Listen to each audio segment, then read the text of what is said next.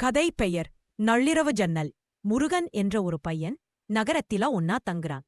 ஒரு பழைய வீட்டை வாடகைக்கு எடுத்துக்கிட்டு அங்க தங்க ஆரம்பிச்சான். வீட்டுக்காரன் சொன்னது, வெளியே இரவு 12 மணி ஆன பிறகு ஜன்னல திறக்காதே. முருகன் சிரிச்சான். அதுல என்ன இருக்கா? இரண்டாவது இரவு ஜன்னல் வெளியே ஒரு மெதுவான சத்தம் கேட்குது. ஷ், கத்தோம். அவன் பார்த்தான். யாருமே இல்ல. அந்த சத்தம் கொஞ்சம் ஜோராக. முருகனே, அவன் உரையுறான். யாரு ன்னு கேட்டான். பதில், ஜன்னல திற. அவன் துணிச்சலா ஜன்னல பக்கம் போய் பார்க்கிறான். அங்க ஒரு பெண்ணு நின்னா இருந்தா. முடி முழுசா முகத்தை மூடிருக்கு. அவள் முகத்திலிருந்து மெதுவா குரல் வந்தது. நான் இங்க குடிசை வச்சிருந்தே. நீயே இப்ப என் வீட்டுல தங்குறே.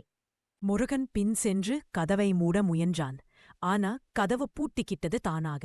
ஜன்னல் மெதுவா திறந்துச்சு. அந்த பெண்ணு உள்ளே வந்தா. அடுத்த நாள் வீட்டுக்காரன் கதவு திறந்து பார்த்தா அறையில் எதுவும் இல்ல. ஆனால் ஜன்னலில் எழுதியிருந்தது, இப்ப இவனும் என் வீட்டிலே தங்குறான். Dark FM presents. இது மாதிரி இன்னும் நிறைய பயங்கர பேட்கதைகள் வரப்போகுது. அப்படின்னா லைக் பண்ணுங்கள், ஷேர் பண்ணுங்கள், மறக்காம சப்ஸ்கிரைப் பண்ணி வச்சுக்கொள்ளுங்கள். ஏனெனில் அடுத்த கதை உங்கள் பின்னால வந்திருக்கும்.